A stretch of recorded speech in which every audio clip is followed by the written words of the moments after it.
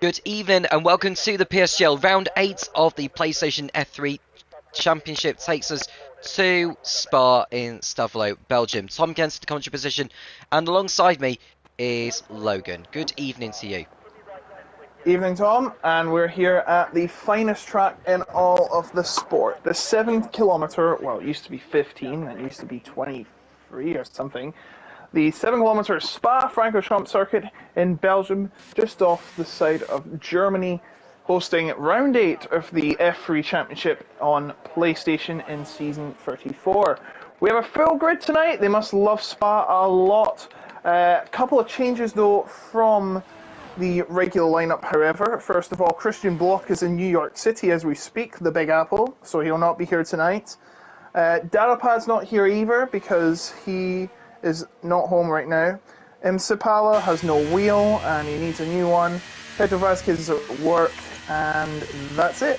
We have the attendance as well. We have was supposed to be Tero filling in the Alfa Romeo, but unfortunately he can't make it tonight, so it's Zorzo instead in the for some reason I thought we saw a spin in the pit lane. Yes, you heard me, a spin in the pit lane. There's not. I just got a little distracted for a minute. Anyway, the other ones are Sasha Damage, who I believe has retired. I think he might have a qualifying ban. And Marios in the Red Bull. What about the championship? How's that looking, Tom? So the championship is as follows. Tyne is still leading the way as he has done for most of the season. He's 11 points clear over second place Daniela in the Alpine. In third place is Ruti Huller in the Williams on 46 points. He's 15 off the top. And then we've got a tie for fourth position between Matteo in the Aston Martin and Top G in the Ferrari. They are both 17 points off the top. So we could see a huge swing going the way of one driver or another here tonight if results end up going the way to inflict that.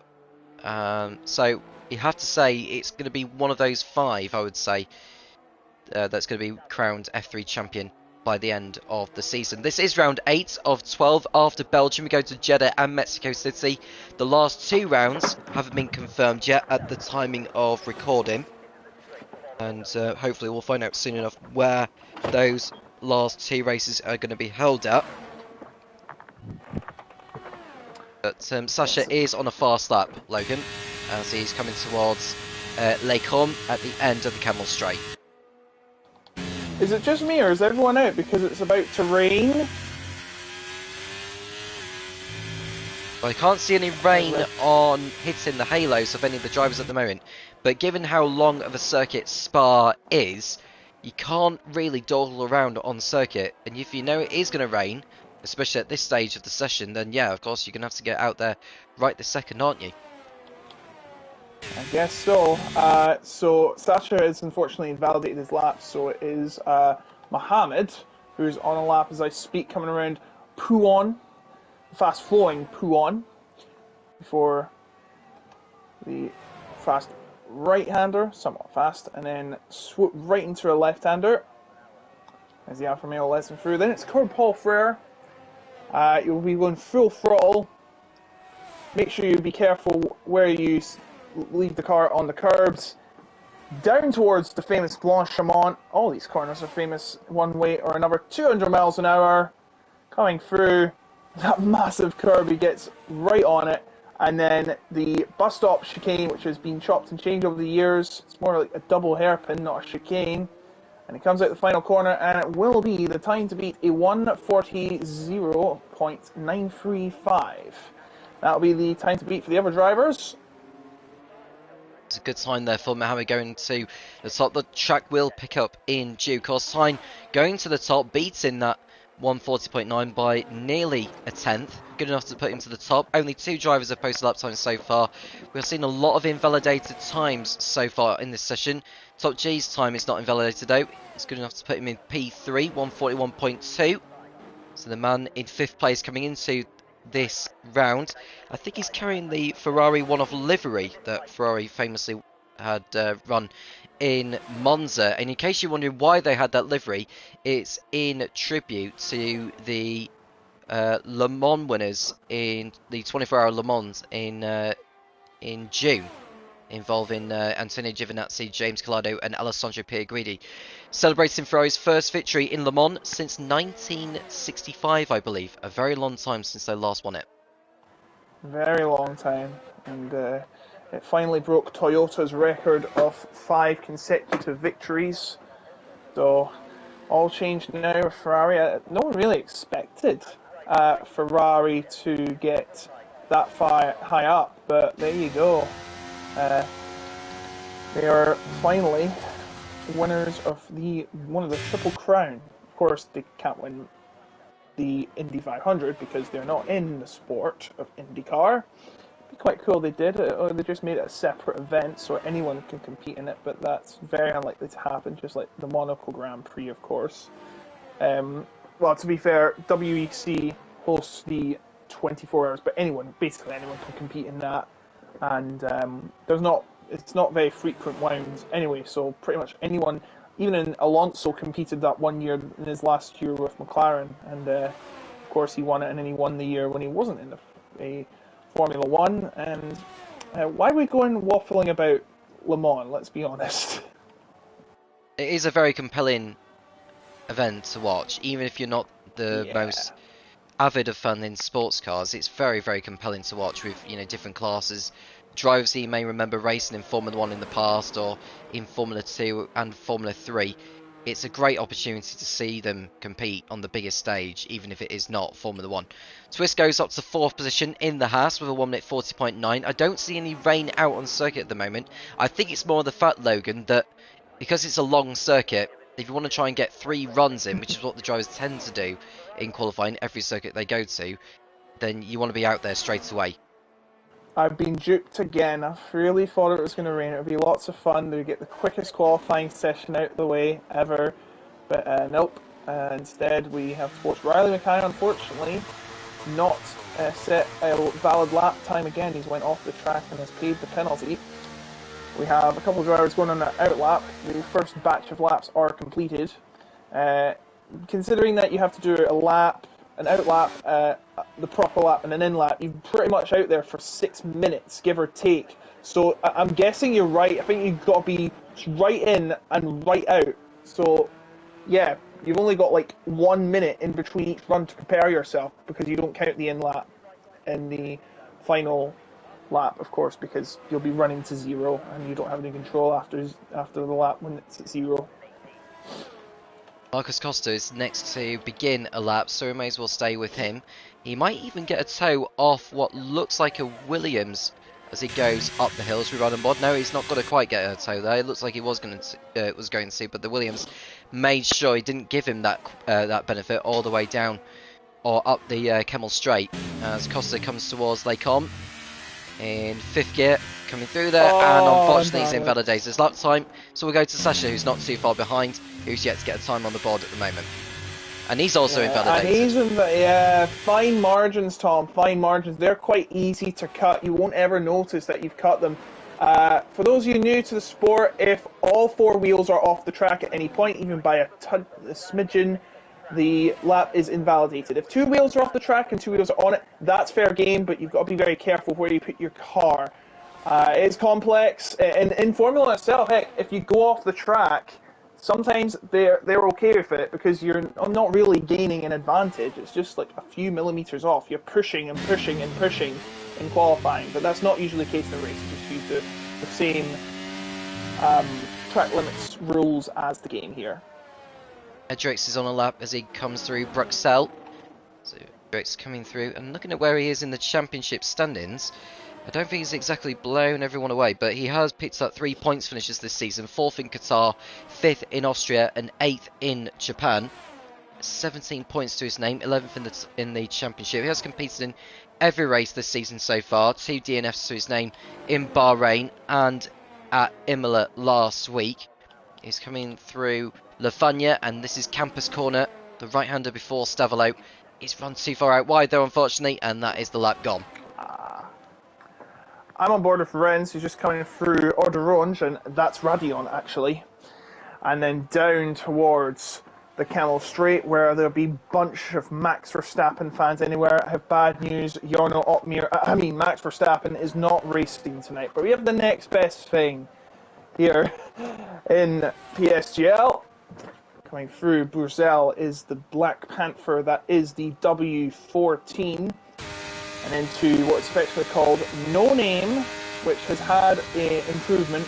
I say an improvement, a modification way for motorcycles, but you can't see it because they haven't updated it, which is quite unfortunate. And it's not too tough. It's just the same as doing the Las Vegas track, which well, it's not too exciting, but it does give us a good look of what to expect come November. Renz is coming towards the end of the lap. He's got a 1:13.0 by sector 2, so I'd expect him to try and get into the 1 minute 40s with the lap that he's doing.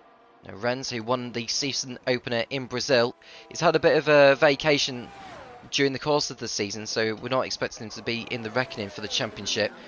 And he's only picked up 3 championship points since that win in Brazil, so it's about time he's able to get his head back in the game a little bit more and start producing better results. And he's 11th at the moment with a 1:41.3, so he's got some work to do in the last few minutes.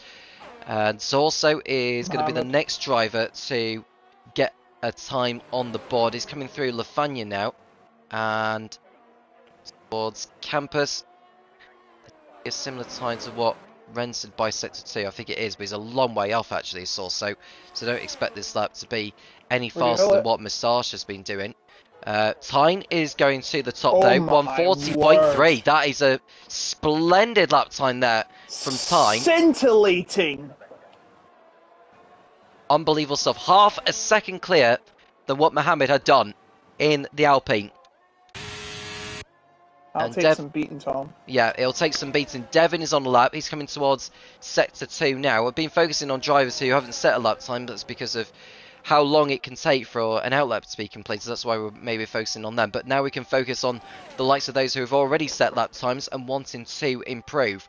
Devin heading towards Blanchimont with over 5 minutes remaining in this qualifying session at Spa-Francorchamps. Can the McLaren go up into the top 5? He just needs to find a 10th in order to get up that far. But pole position is what he really wants, although that seems like a notorious order, or a tall order I should say. It goes up to P3 though, just short of where Marios is, but it's a Red Bull 1 and 2. I wonder where I've seen this before. I rarely see it in all honesty, but there we go, it's a Red Bull 1 2. If you correct me if I'm wrong, I rarely see this in the real Formula 1. And then we've got a McLaren, which, well, to be honest, is always at the top of the game. The Alpine, not quite so much. And the Williams used to win all the Constructors' Championships. But we've got about 5 minutes to go. This means it's going to be the end of the second batch of runs, and then it'll be the last dash to the line for that final top time, trying to topple that immense 4-attempt gap that Tyne has on Marios. Tyne yet to win a race in this season, but leads the championship as we speak. If I can get the standings up. Yes, funny, we've had 5 different winners this season, and the leader is one who has not won it. This is how variable this league has been. He's on 61 points ahead of Daniela's 50, 46 for Rudy Hurley, Armateo 44, Top G 44, then Armateo. Top G is 4 from Countback. There's an error in the standings. It should be 4 for Top G. Marios in 6th with 28. You know, he's missed the last 2 rounds. He's in 6th in the championship. He's got 2 podiums to his name. Sasha's coming towards the line as we speak. Can he get into the 1 minute 40s? No, it's going to be a 1:41.1 for Sasha. Goes into the top 10. And we're just waiting to see who else is on the fossil. Well, LRB's done his last run at the... Well, not his last run. He'll get time to do one more. Riley Mackay is going to be coming back into the pits. We haven't seen him for a few rounds, have we, Riley? The last appearance we've seen from him was in Austria, where he failed to finish. And Qatar he actually missed, and Silverstone he actually failed to finish. So he hasn't scored a point since round 2 in Bahrain. Yeah, he started very strong. He nearly won in the first round in Brazil, where he was pit to the post cruelly by Renz. who got them at the line, and then got 5th in Bahrain, but since then has went downhill. Kind of like, well, I wouldn't want to say that, but kind of like Fernando Alonso this year. He had a resurgence in Zandvoort, but after all those podium finishes, it's just like the Aston is not showing its true pace anymore. Marcus Costa is going to be the first driver to begin his last run in qualifying. He's got no time on the board yet. He'll want to try and make the most of a tow if he can, but the drivers are staying out of the way, so I don't think he's going to get that advantage, unfortunately. 30.1 it is through sector 1. Don't know for certain if that's the fastest first sector time. We don't have the telemetry analysis system, which we know some leagues has. I won't mention which leagues have that, but it's not like we have TAS on board. But here is Costa coming down a corner with no one and into the fast left sweeper of Pouan.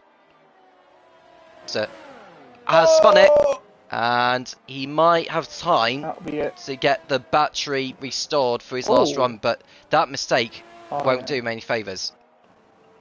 Devon has decided not to run for his final run. He thinks that time is good enough not to be toppled. Tyne is on fire, 4/10, and it will be taking some beating to get that off the top as we speak. No one's in the chat, I don't know why.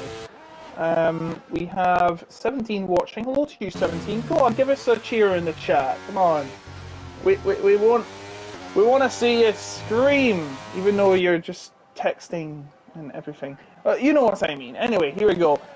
Rens and Toxic Tomato are on a lap. Marcus Costa is going to have to... if you do another lap, his tyres probably suffered a lot of wear from that spin. Thatcher is not doing another lap. He's got no time to do one anyways. So, yeah, Marcus is going to do one more lap. He has the fuel to do it, so...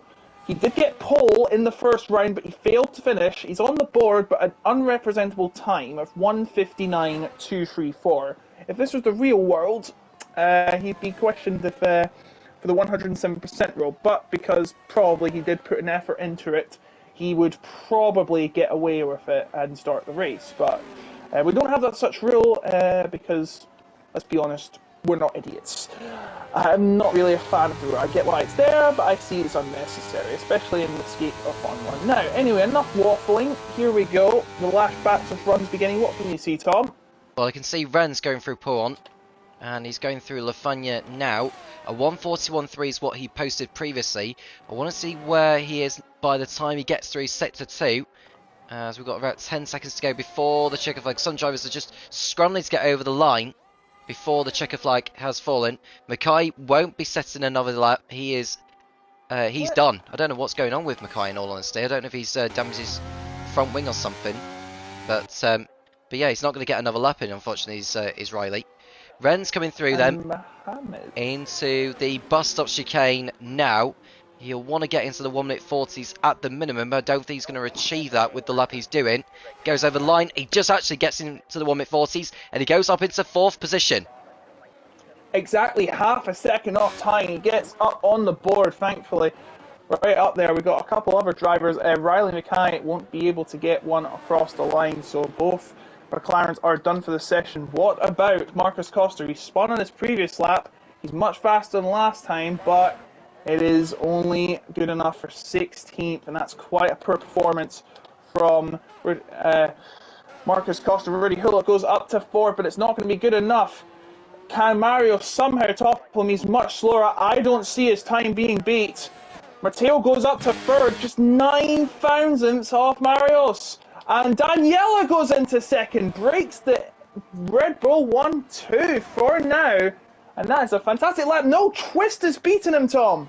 He has. Twist has posted an absolute blinder going up into 2nd position on the front row. But Marios, who is in 4th place at the moment, is coming up with a time that I think is going to beat Twist and Daniela, but not go on to pole position. Here's Marios then going over the line, and it's a front row start for him. Oof. And Top G only manages 5th. I think Zorzo will be the last driver to set a lap. But I don't think he's done enough. So if that's the case, then Tyne has got an absolutely dominant pole position with a lap of the gods. 1:40.432. By the way, the top 10 separated by about half a second, give or take a few thousandths. Three drivers didn't settle that, were Damage, of course, he had a qualifying ban, Edrex and Toxic Tomato, and the worst time was Zorzo, 1 and 3/8 a second behind time. Yeah, so Tyne on pole with Marius alongside it. It's Twist and Daniela on row 2. Top G and Mateo on row 3, followed by Devin and Hullet. Renz and Mohammed running out the top 10. Cherno and LRB are on row 6, followed by Mustas and Sasha. Riley McCoy and Marcus Costa on row 8, followed by Sorso and Tomato on the 9th row. And at the back, we've got Edritz and Damage, as you rightly mentioned, had to serve a qualifying ban. It's time to mention the PSGL's sponsors. They are GT Omega. Now you can get 5% off by using PSGL at the checkout on any of their GT Omega products, and it's very much worth getting something like a gaming chair or something like that from their website. It's very much worth a look at the very least anyway. There's also the links on social media, so there's the X, as it's known nowadays, that you can follow. There's the Discord channel which you can join. There's the PSGL website with all the news and latest that you need to know about the league itself. And there's also an Instagram page that you can follow as well along with it. And so if you are eager to know more about the PSGL or all the other leagues that are happening, there's also the top 8 divisions of the PlayStation that have been competing this evening. It happens every Monday up until the end of the season. If you haven't subscribed, do make sure you do that so you can be notified of everything that's happening, and also leave a like if you so wish to do. And at the timing of recording, 39,700 subscribers have joined, and we'd love it to try and get up to 40,000 by the end of this evening if you can. And it sounds ambitious, but you've got to be ambitious in this world these days. So, yeah. Logan, we're not too far away from the start. What are you expecting from this? Well, before we can mention that, how long before we beat Mr. Beast's tally of subscribers? I wouldn't know how to answer that one, unfortunately, but I think we could be in for a good race. So it's probably expected to be dry all the way through, but you never know with the weather at Spa. Oh yeah. Yeah. So we're about to get underway for the start of the Belgian Grand Prix in F3. It's lights out, and away we go, and the pole sitter Tyne gets off very well. What about Marius? How is he getting on? Also, Twist in the Haas will have the inside line, but it looks like Tyne is in the lead still with Marius under threat from the hard compound starting Haas of Twist as they go through La Source and come down towards the notorious Eau Rouge corner. Tyne stays in front, so it's a Red Bull 1 and 2 as they were on the grid. Whoa. Twist is third, Daniela fourth, then we've got Tochi, Devin, Matteo, Renz, Moustache and Hullet, your top 10 at the present moment. And looks like Top G wants a shot at Daniela's fourth place going into Lecombe. And through to the second point and the third, but Daniela, nice defence from him, he stays ahead in fourth. By the way, that whoa was because I think it was Devin and Matteo went side by side at Eau Rouge, but Matteo had to back out and Devin holds on to sixth place. And there's a bit of shuffling down now, there must be an incident. Oh dear, that's three cars in the same place, all ghosted. That's Toxic Tomato, Ryan Mackay and LRB all off the track, and I suspect they would have Damage as well. And it's not been a good start for those three drivers. Damage has made up 3 positions as a result, and he's right on the back of Edrex. Look further up front though, because the Rebels are right nose to tail. Marius starting on the mediums, Tyne starting on the hards. I would expect Marius to get through into the lead at any moment because he'll be on a different strategy to his teammate. Just depends on how patient he decides to be, but given how Twist is fancying his chances, Marius will need to get in front here. Oh, he's trying it at the bus stop, but he goes wide, and now Twist wants a piece of the action. Oh, and he bangs wheels with him. He bangs wheels with the Haas, and now he's going to try and go on the inside at La Source, but Twist coming back and swiping back, but he can't get it, and now Daniela is right behind, trying to make his move, and there's a lot more shuffling behind. I think that's Marcus Costa battling with Mohammed, going side by side, and he nearly whacks him going into Eau Rouge. No, it's back to the top though, Tom! Yeah, Marios is about to take the lead from Tyne as they go down the Camel Straight, or up the Camel Straight, as I say. And Marios, as expected, takes the lead of the Belgian Grand Prix on the second lap, ahead of Tyne, who's on the slower hard compound tyre. So Marios needs to pull out that 1 second margin to avoid getting overtaken again by the DRS of those behind. Both of these drivers have failed to win all season. Mario's looking for his first win. Tyne is leading the championship. I do not know what's going on. There's a lot of shuffling behind.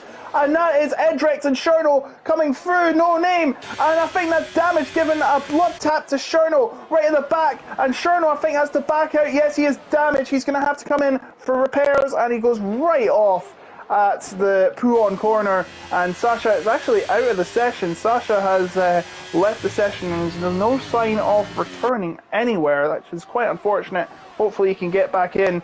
And that shuffling about of what has been happening, I don't know, no, it's so hard to keep track, has actually caused a few gaps to break out. See Marios breaking that gap, but he just needs a little bit more to avoid getting disadvantages by the DRS of Tyne, who goes in too deep into... Yeah, so Sasha should be back and able to take control of his car. Marios sets a new fastest up of the race. Is he pulling out enough of a margin? I don't think he has done, to be honest with you. The DRS is enabled, but we just wanted to see whether Tyne will actually get the DRS by the time they go onto the Camel Straight. As Cherno and Renz pitting together, but the problem is they're from the same team, so one's going to have to wait behind the other.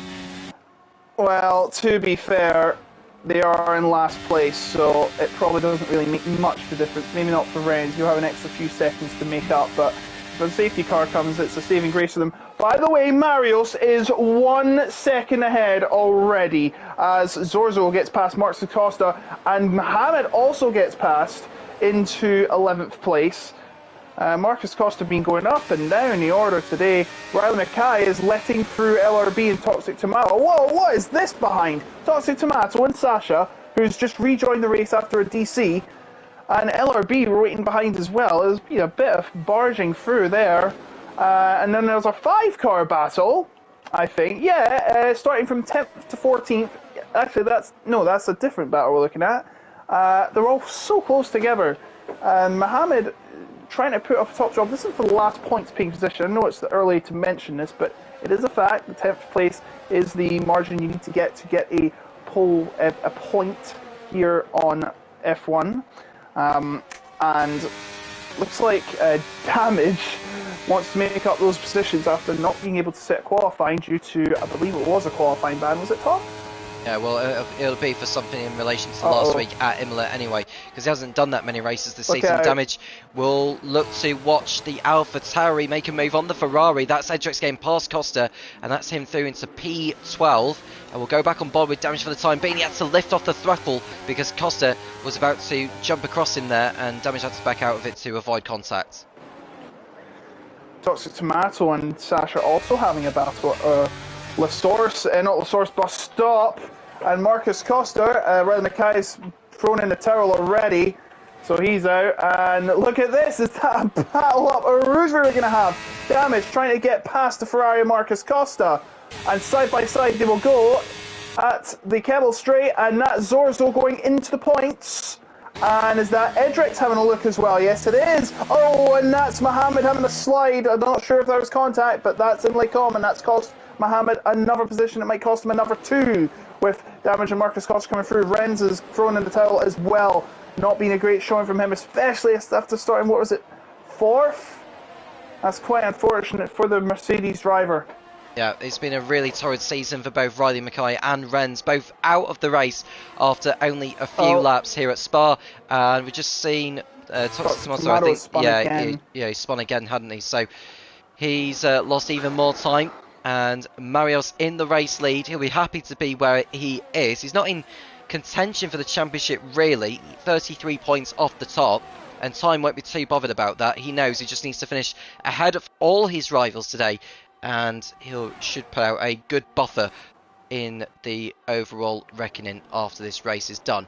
So should Marios win this race, he will get 16 championship points, because he gets 16 points for a win in the PSGL. At the moment, in regards to the fastest lap, he's got that as well. So that's 17 points coming his way. That will put him on 45, which will put him I think still in the same position because Top G, Matteo and Hullet are still in the points. They are indeed. There's quite the battle happening for the last points position, by the way. Zorzo leading it, and they're all forming an orderly clue. They're so close together. Toxic Tomato, the third driver, to throw in the towel. Honestly, I just encourage this, guys, please. It's not over until the checkered flag falls. By the way, Daniela has got up into third, and Twist has lost another position, this time to Devon. And oh, that's a push from Twist. He just hits right into the back of Devon. And Devon ain't going to like that much. So Twist now down to fifth, and luckily not to get any damage. The one-time podium sitter has not had the best result. Oh, and that's, I don't know what's happened there. Edrix has tried to get past Zorzo, but it looks like it has failed, and then he's just ghosted. What's happened to Zorzo's car? No damage it seems like, but I think he'll be okay. Edrix almost got past by Mohammed, but the ghost probably saved him there. Damage itching to get past, and he's going for it here. He gives him lots of pressure, saying, hey, I want through, let me through, let me through. But Mohammed says, you shall not pass, and that's going to be a warning for Damage. He goes off the track there. You can't see track limits, inside or outside. Marcus Costa knows that too well, and he's just itching to hope that he makes another mistake and get that 3-second penalty added to the book. Top G has lost connection, so we hope to see him back in the lobby in due course. As we see Hullet make a move on Matteo as they go side by side through the bus stop chicane. Matteo still has his nose in front, but Hullet is not going to get this up as they approach La Source once again. Around the outside goes the Williams of Hullet, and the two-time race winner. It should be able to stay alongside, but I think Matteo is going to have the high ground. They're going to go side by side into Eau Rouge. You don't see this too often. Hullet down the inside. Through Eau Rouge they go. Hey, has he done it? They make contact. Matteo goes off and Hullet gets through. But it's far from over because they're about to go side by side and they've both got DRS. They've both got DRS as they come through, and BB8 is, the time has been passed by his championship rival Danielle off camera.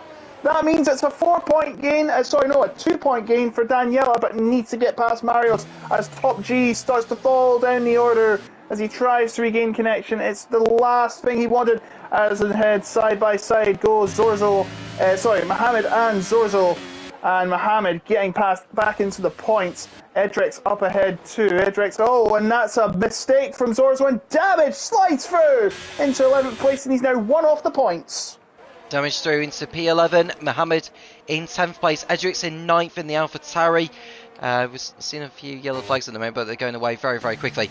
Tyne in 3rd position. This won't damage too much in terms of his championship lead, but it will drop down by a few points, I'd have thought, because Daniela will have gained 2 points on him as a result. So that would put him 9 points behind Tyne going into the next round of the championship as Cherno becomes the first driver to pick up a time penalty, and it's been another race to forget for him so far as they approach the last couple of corners of the course, and Marios is continuing to lead out in front, over 3 seconds clear of everyone else.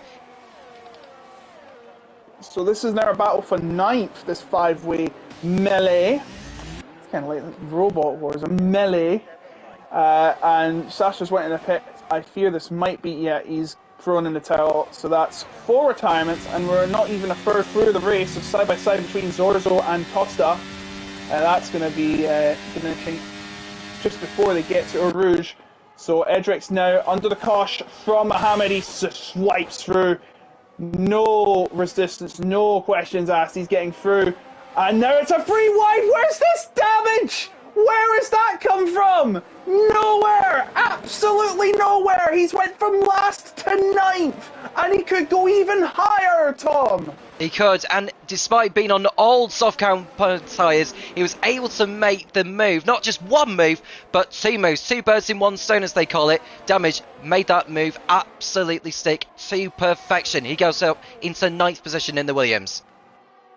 The power of the Red Devils, the softs, not Manchester United, sorry Tom, but Damage showing these soft tyres are not done yet, and now he's leading this 5-car train, which is somewhat dissipated a bit with Costa and Zorzo falling behind after their clash down Camel Straight. Now the gap at the top, 3.6 seconds, but please take note, Marios is on much faster, lesser life tyres.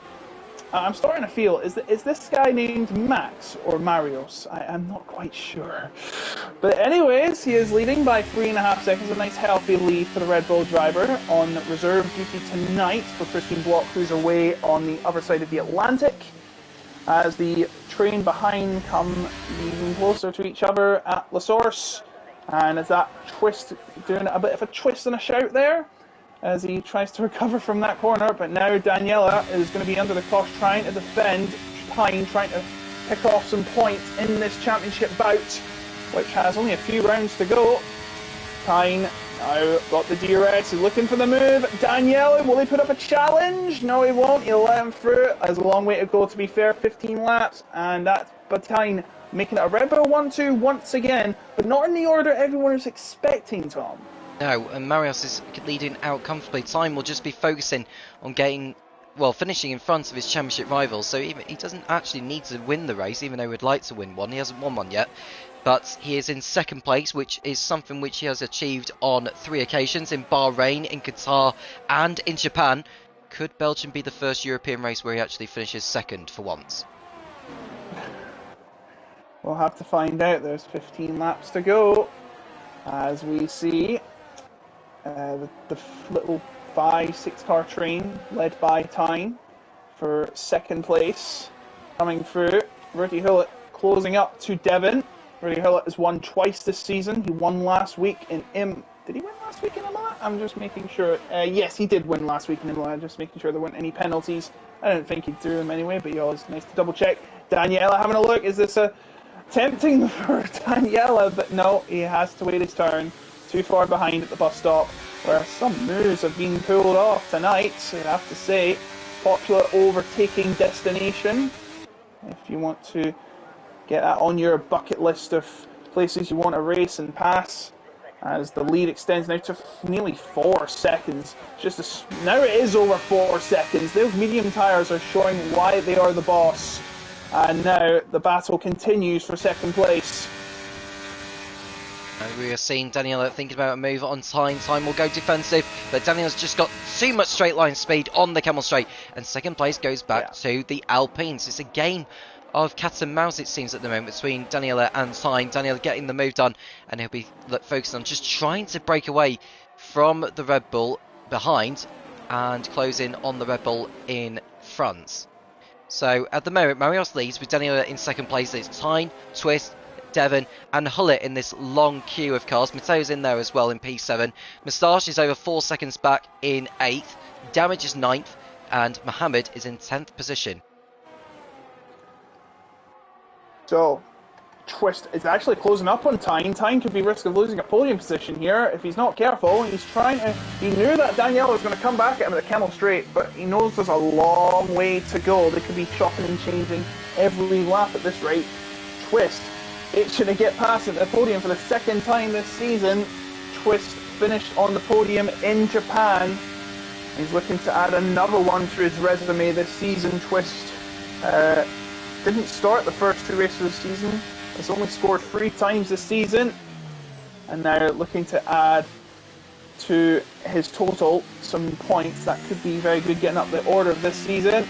Damage is... Oh! Damage to be hit from behind! Damage to be hit from behind, and he's going into the pits. I'm not sure what happened there. Edrix is coming in as well. I think Edrix... No, it was Mohammed, sorry. Mohammed hit him from behind. His damage, probably manoeuvring and slowing down so he could get into the pit lane without breaking the rules. And hopefully that hasn't done any damage to... oh my god. Damage to damage as they come in the pit. I'm sorry, guys. So damage coming out on the medium tyres, as looks like he is coming out in, well, looks like only 12th place. So I'm going to have to interrupt you, Logan, because Tyne has got back into second place ahead of Daniela in the Red Bull. So it keeps changing lap by lap by lap as we speak. But Tyne is back into second place. It's now Red Bull 1 and 2 again. So it looks like Damage was trying the soft to medium strategy. Looks like Marios might be doing medium to soft. Now, there is a risk to that, isn't there? Is there? So I wasn't listening. I was focusing on the battles going on the circuit. Sorry. But, of course, that is Damage trying to fend off LRB. Now he's 16 seconds behind to Marcus Costa. He's doing soft, medium strat, whereas most drivers are on the hards. And it looks like Mario's Top G and Marcus Costa are also on the mediums. So they'll have to come in, and I'd say a few more laps, and they might be going on soft as well. I assume the hards are probably going to go on soft as well. It's not like there's going to be rain or anything. It would be ideal. And Marius is in the pits. Marius is in the pits. Is he going to go hards? He's going to have to, because there's no way he can go onto the softs and go to the end on those. So yes, hard tires are going on the Red Bull. He'll want to get out in front of Damage. I'm sure he will, because Damage was a long way back from the Red Bull. But I'm keen actually to see how much Damage can gain in terms of an undercut on the drivers that are pitted. Moustache is in, Devon is in. So is Damage doing enough on the lap he's done? The power of the undercut here at Spa is huge, because with it being a long lap, is he going to get out in front of Moustache? Is coming out of the pits? I think he will. Yeah, he's got enough momentum. So Damage is through ahead. Sorry! Damage comes out ahead in 8th. Tyne, whilst battling Danielle, has got back into lead, nearly lost it at Lake Com. He's held it together, showing the real talent of Tyne, saving what could have been a catastrophic moment in the title race and give a chance for Danielle to take the lead in the championship, because remember, 11 points, and if he got 2nd place, he would take the lead of the championship if Tyne scored a goose egg, but keeps it together. A heart-stopping moment there for the championship leader, winless so far, looking to make it one for the season. That was nearly game over. It's very nearly game over indeed, and so we are seeing Danielle take the lead for now, but which tyres will they go on when they pit in, and how long are they prepared to stay out for? Marios has got track position at the moment. Marcus Costa, who's just ahead of him in 6th place, is due in to the pits at any moment, whether it be at the end of this lap or at the end of the next one, who knows. But I think Marios he has to be the favourite to win this race, hasn't he? He probably has to be, as the leaders are coming in. The leaders are coming in, the top 5 are coming in. Is Marcus Costa going to come in?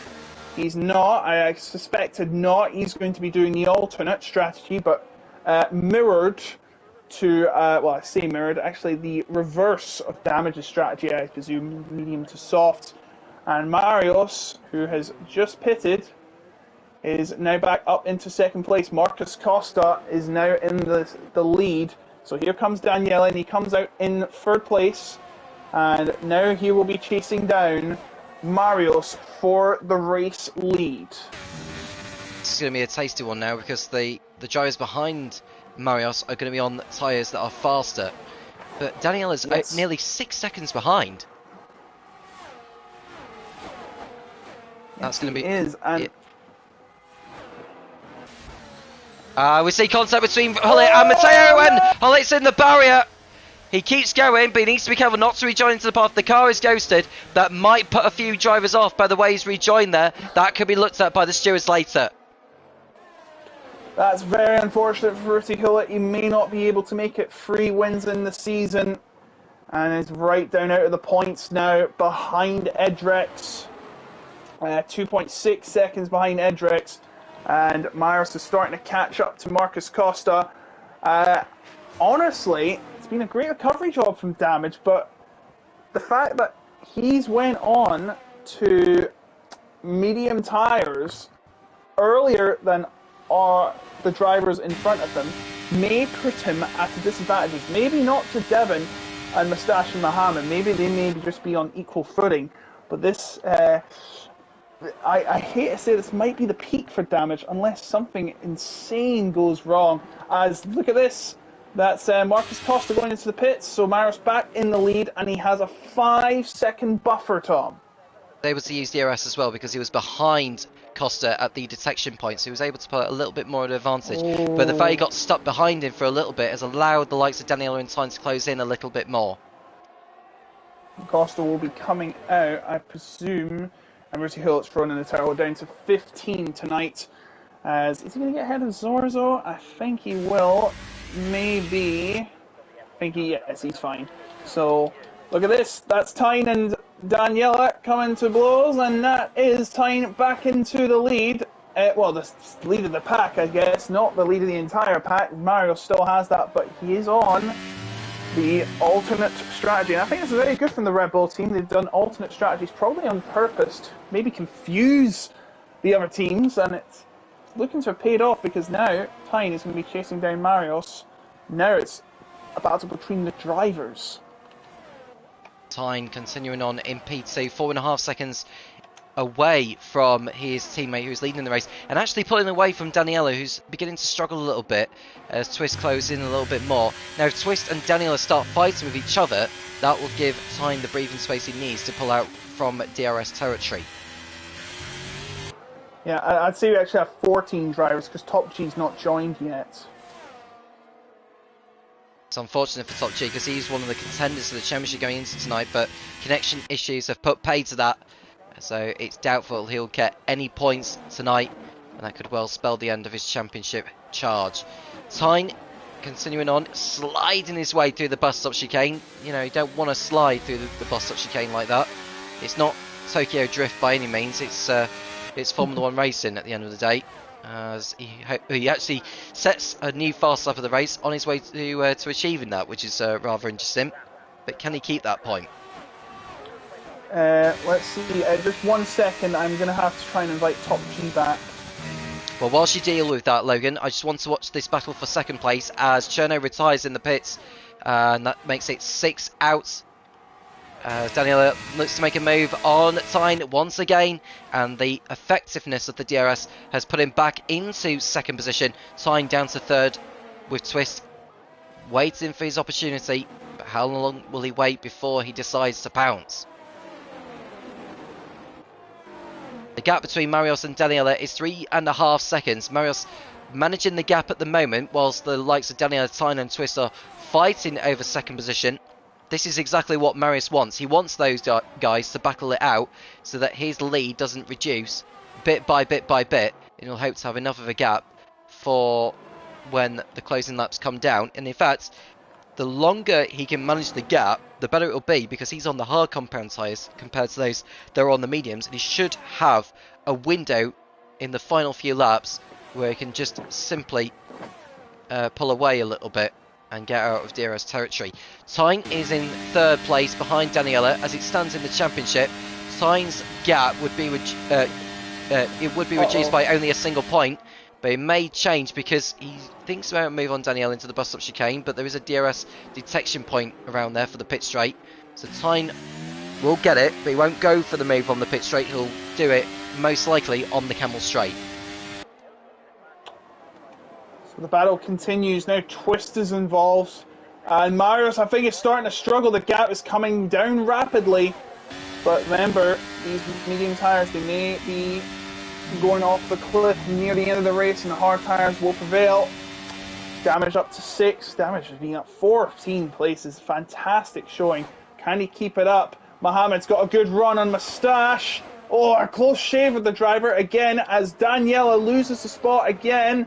And that's Mohamed up into 8th place. But that's Tyne back up to 8th place. Top G's back in the session. Woo! Hopefully, he doesn't get passed by Marios in time. And no, he's not. So he'll have to... I'm afraid he may have no choice but to let all these cars through. And Marios, obviously going for the win, he can't let him through. This is quite unfortunate for Top G. I'm not sure if you can get overtake on the safety car, but this has not been good for Top G. It's like the equivalent of an engine failure in the real life Formula 1. Your connection fails and there's nothing much you can do about it. Well, I think Top G can maybe try and get through on Marios. If he gets through on Marios, then Marios will, I don't think will fight it off too much because he knows that Top G is on better tyres than what he is on. But he might actually, if he allows him to go, if he stays with him, he might get the DRS on the camel straight. And that could help him move further away from the likes of Daniela and co. But the gap is actually coming down rapidly as he speaks. So I think Tyne may be struggling to, well, no, not Tyne, sorry, Marius may be struggling to manage the gap at the moment as Top G looks to unlap himself from the Red Bull just in case there's a safety car later on. He does get the DRS open and he'll go through, no problem, and he'll pull away rapidly. And that's good sportsmanship from, well, I wouldn't say Marius, but that's a good thing for Top G, but I would say good sportsmanship. It's not really, it's more of the game. The Ghost doing its job. And that's Devon and Damage going to duels again, and Devon back into 6th position, and Mohammed waiting in the wings trying to get a piece of Damage. The driver, not Damage, the driver. The driver Damage.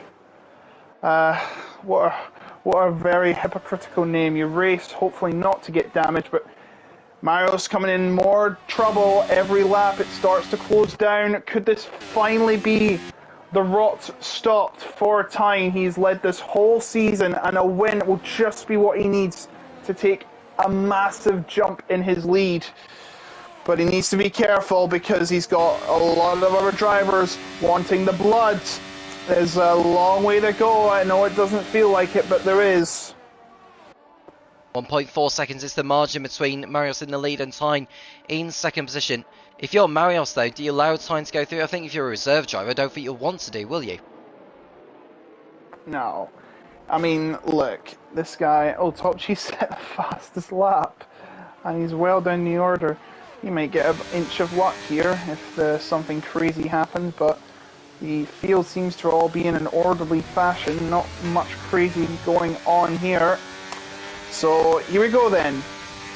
The gap, 1.5 seconds between the two Red Bulls. Coming through Radion now. And you can tell the difference there. Here it goes, Danielle's going to run on him. Danielle is going to run on the championship leader, and this is important. He needs to get through here. And he's there, he's into 2nd place. And now Twist is going to have a look. Well, Twist is thinking about it a lot. He's been thinking about it for some time, but he's not exactly making the move just yet. It's probably a sensible thing that he hasn't been doing that. He's just more interested in watching Tyne and Danielle swap positions lap by lap. But Twist is running in a fine 4th position. Matteo in 5th place. But if he's going to be in the fight for the championship after this one, he needs to try and get past Tyne if he can, and maybe Daniela. So here we go again then. Tyne right behind Daniela. Just itching to get through. I think I've said that line about 20 times now, but I don't really think of anything else to say.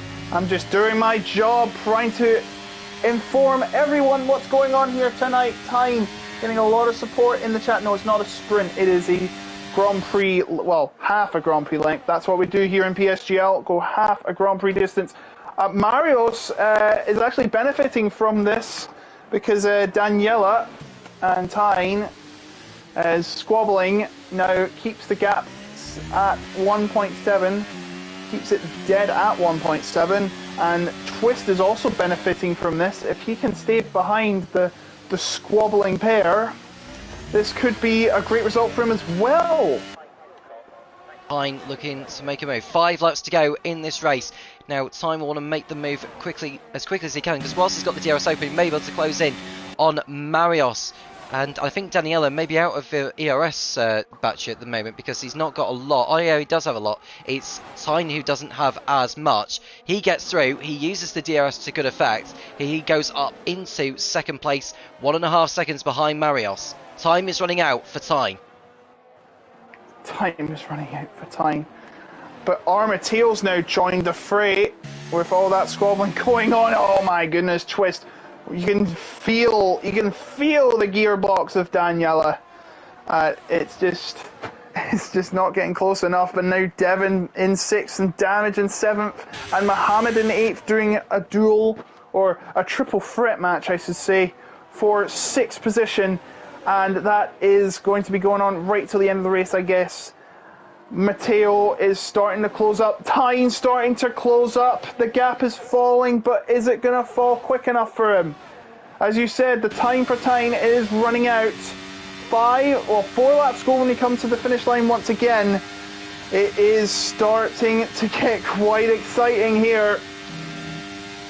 It is, and Tyne is almost within a second of his teammate. And I don't think he's close enough to get the DRS open just yet as they come round once more. I think Marios, with the ERS he's got still in usage, let's have to see how much he's got. He's got 21% to Tyne, who's only got like 3. So Tyne is going to struggle on the Camel Straight. I think he used that little bit there to get the DRS, so he's not as much at a disadvantage for when they get onto the Camel Straight. So here we go once again. Tyne starting to close up as he got DRS in time. He's past the deactivation detection zone. He's got it. Tyne has DRS down the straight. This will be a big help to him. He's starting to gain a tenth. He's going to gain 2 tenths. He is now 8 tenths behind the leader. Daniela also gains a bit too. Twist 2, and I think that... Oh no! There's a crash! There's a massive crash! Safety car!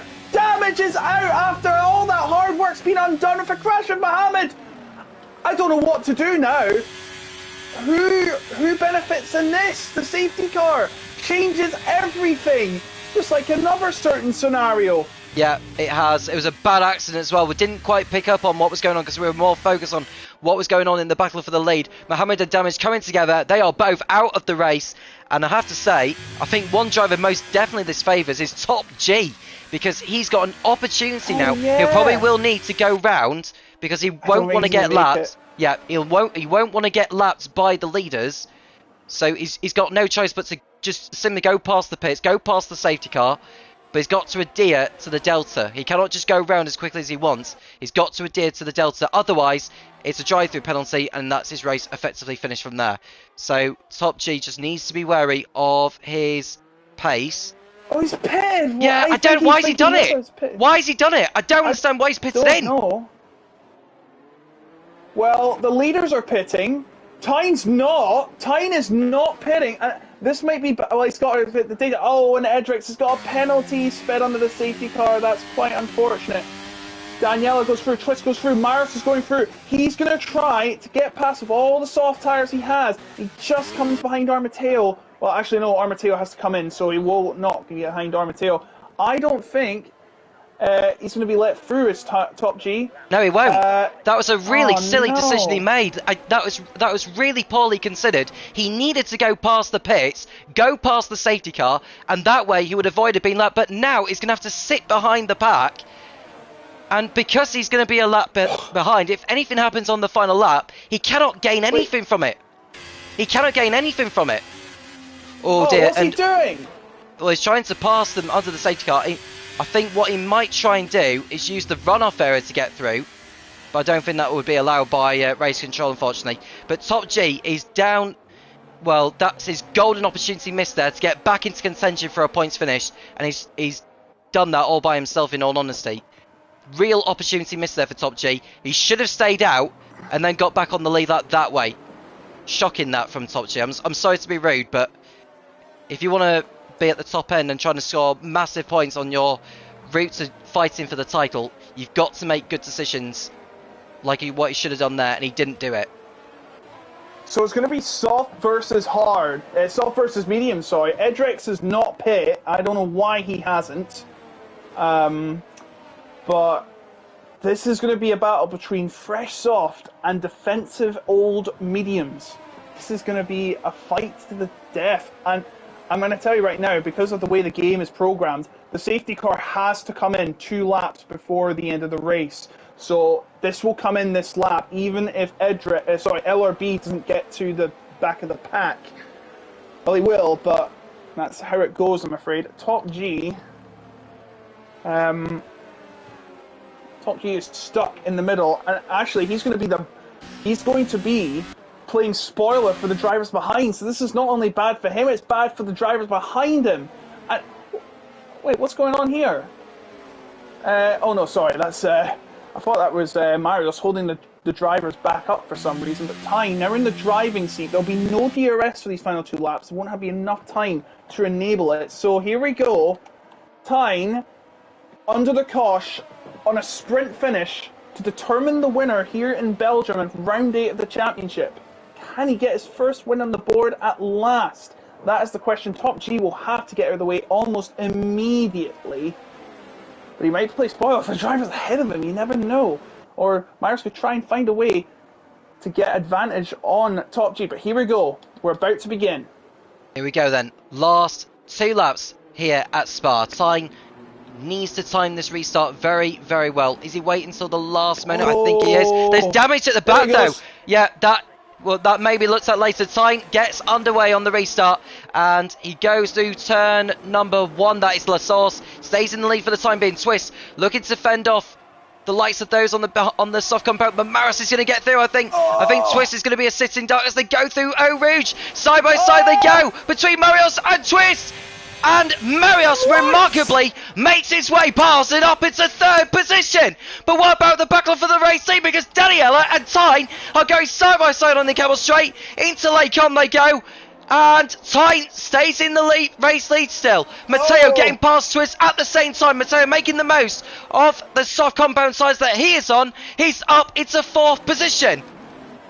But he's running out of time. He's not going to have many opportunities to pass. And he's gone past Danielle. Where's that come from? Past Danielle in Brazil. This is all Marius right now, and he's going to go for a run at Tyne. Is he going to play spoiler to Tyne's championship hopes? Is he going to just let him go away? Armateo's got past as well, and David's got past as well. This is bad news for Danielle and Twist. This may be even badder news for Tyne. His chances of winning his first time this season might be coming to a painful end at the hands of the reserve teammate of all people. Here he comes through Corporal Frere. He's going to be a side-by-side with Tyne for sure, as it all kicks off in the back.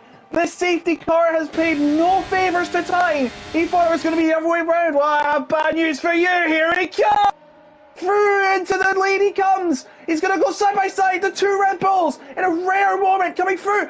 2 side-by-side into the corners. There's an incident in the back. Top G's had a spin, but Marius is in the lead. Armateo's past him, and Devon's going to go for it as well. Dan Tyne's defending for his life. I think he has to give it up now, does he? Yeah, he gives up the ghost and takes it. But who's it going to be? It's going to be Armateo. It's going to be Devon. It's going to be Marius. Let's find out together, Tom. Last lap then, there's no DRS, remember, and so Matteo's going to have to use all his driving skill to get past the rebel, and Marcus Costa has crashed at Radion. Massive crash, and Twist has been in the walls as well, so no points again for Marcus Costa. But there's no change in the lead at the moment with Marius back in there. Matteo up into 2nd place with Devon 3rd, Tyne 4th, Daniela in 5th. And I don't think they're going to be overtaken now unless Moustache does anything about it. But he's got damage to his front wing. Oh yeah, he was involved in that crash with Marcus Costa. Marcus Costa, very unlucky there. He is not going to be scoring again. And Twist is going to get a point here despite what happened.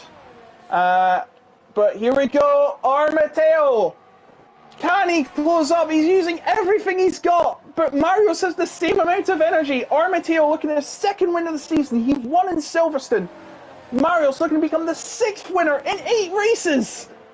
I don't think it's going to be enough. I hate to say it. But is there anything left in the tank from Armateo? He's closing. He's closing. Is it going to be enough though? Here he comes.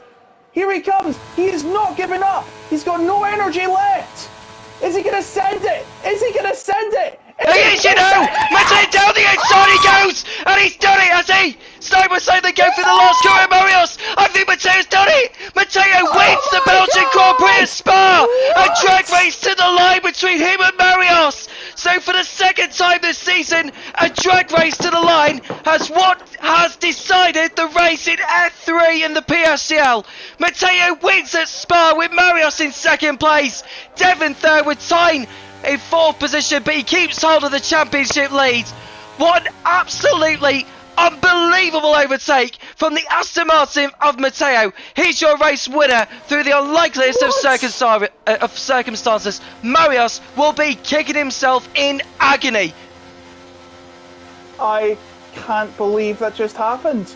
Armateo, before the safety car, he was honestly a non-factor in the lead. How did he win this race? He comes from nowhere to take his 2nd provisional, remember, provisional. Takes his 2nd win of this championship, but I'm sure that won't be the end of it, especially the damage. Mohammed incident, Costa getting eliminated on the final lap, losing out on points. Top G will finally finish the race, but no points will be scored from him. He was played a horrendous strategy to imperfection But it's Armateo right at the end. What an unbelievable performance. I mean, if it wasn't for the safety car, he wouldn't have been winning that race, but he took the opportunity when it counted. He made the strategy whereby ducking into the pits for the soft compound, and he will celebrate that victory in style, no question. It's his second win of the season to go with what he had picked up in Silverstone. And I think it's safe to say he can call himself a championship contender after that, because he's reduced the margin between him and Tyne from what was 17 points. I think with Tyne finishing in 4th place, that gives him 8. Matteo picking up 16, so the gap has come down between those two to just 9 points with 4 races to go. This championship is very much on, and I doubt this will be the last of the drama that we see between now and the end of the campaign. Matteo is your race winner from 6th on the grid. Mario 2nd, Devon 3rd, Tyne 4th, ahead of his nearest championship rival Daniela in 5th. Moustache in 6th, followed by LRB, Sorso, Twist and Edrix picking up the last points finish. Marcus Costa, despite crashing out, is classified in 11th, with Top G getting the fast lap and coming out in 12th, but no points, unfortunately. Mohammed, Damage, Cherno, Ruzzi Hullet, Sasha, Tomato, Renz, and Ryan Mackay are the drivers that did not finish. A chaotic Go on. A chaotic Belgian Grand Prix to remember, Logan, and, well, if that's anything to go by, goodness knows what we're going to see in Jeddah next week. Oh, I'm not prepared. Help! Send a GoFundMe. Start a GoFundMe for my medical bills, because I can't take it anymore. But we love every second of it. Armateo with the bus stop move heard round the world has won. And I've just got a message from Marius. Okay, I wasn't expecting that. Joy face, well, the laughing, crying face thing. It says joy in Discord, but well, Top G says he wasn't going to make it to the end if he stayed out, but it turned out to backfire. And I don't actually, to be fair, if he had to stay out, I was going to question if he was going to make it to get in the pack in the restart. Yeah, that happened. Yeah, I mean, it's racing sometimes, but we saw an unbelievable finish to the race. Congratulations to Matteo on his 2nd win of the season. I don't think I'd have expected that. And hopefully we'll see more of that in Jeddah next week as well. We are going to mention one more time to our sponsors of GT Omega. You can get 5% off by using PSGL at the checkout on any of their products on their website. Do make sure you follow the league via their social media, what was known as Twitter, now known as X. There's the Discord channel, which you can join as well. There is Instagram, and there is the website as well, the PSGL website, where you can look at all the latest news in terms of calendars, championship standings, you name it all. Go and have a look at their website if you can. If you haven't subscribed, do make sure you do that. And I think if what you've just seen today does not give you the satisfaction of subscribing, then you need to subscribe. I don't know what else would confirm to you that it's not worthy of a subscription, but it's worth subscribing if you haven't done so, and do make sure you like as well if you ever so wish to do. Logan, how are you feeling for next week? Because we've got 4 rounds to go. Tyne is in the title race, Daniela is in the title race, Matteo is certainly in the title race, Hullet and Top G are outside favourites most certainly, but the championship is well and truly on either way. Yes, it is, and that race pretty much showed it is anyone's to win. That is the third time, the driver has won twice this season. Of course, there was Top G, then there was Ruti Hullet, and then Armateo. We've had 3 consecutive weeks. We've had someone win multiple races, get a brace under their brace, and take the second win of the season. It could have been free for Ruti Hullet, but he had a spin, and that was the end of him. Top G, of course, dropped off. But Tyne is still in the lead of the championship, despite not winning a race. This just shows how close, how consistent you have to be. Show up every week, guys. You never know what can happen. Never know what can happen, indeed. let's wrap it up there, Logan, because I think we can call it a night. Thank you to everyone that's been watching, and we'll do it again next week in Jeddah in 7 days' time. Same time next week for your information. I'm Tom Cairns, he's Logan, and we'll speak to you again soon when the PSGL returns.